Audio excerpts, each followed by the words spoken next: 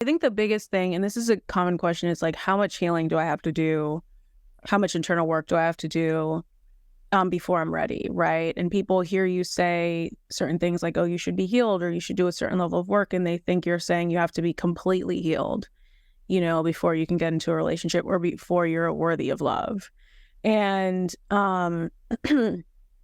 that's not where I stand, because I feel like healing is a lifelong thing, right? Like, I feel like, things have happened and things continue to happen, and you'll always be healing from something. Yeah. And healing is not a linear process either. So there's no way to know like, oh, I'm completely healed from this. But what I say is you have to be healed enough to function. And I feel like for me, I knew that I was in a good place when I was healed enough to function. And by that, I just mean healed enough to be self-aware. Because the biggest indication that someone has done zero work is just the complete and just utter total lack of self-awareness. If you think that you're perfect and that all your exes fumbled you and you've never done anything wrong, you're not self-aware. I don't need to hear your specific story. I just know you're not self-aware.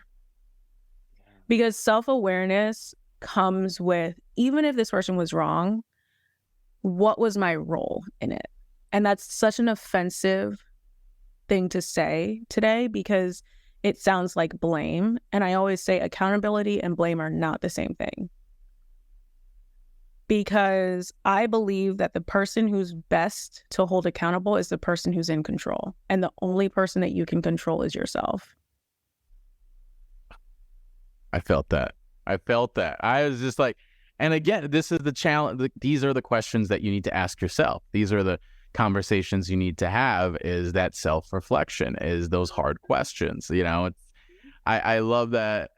Because that is a red flag for me. Like if I'm dating a woman and I'm like, yo, talk to me about your ex. Oh, he was a piece of crap. He was this, he was that. Oh, how about your last ex? Oh, he was a piece of crap. He was this and that.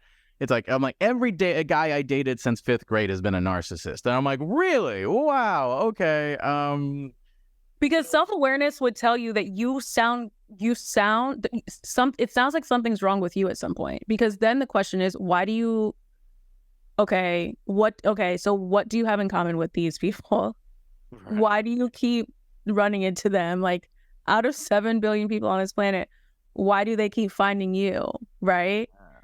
So it's like that complete and utter lack of just self-awareness, I agree, is a red flag. It's like every girl was crazy. Every last one. Yeah. Every last one you dated.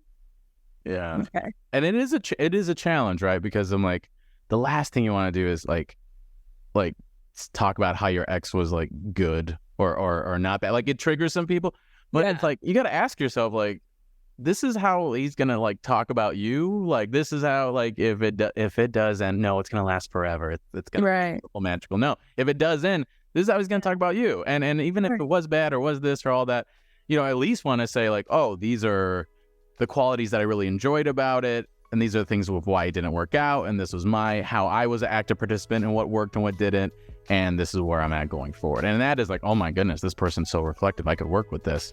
Right, because that is ultimately what you want to hear. I know a lot of people like, no, just crap on them, make them be awful. I want to be better than them. But I'm like, is that I think being a little petty. The Self-Hype Podcast.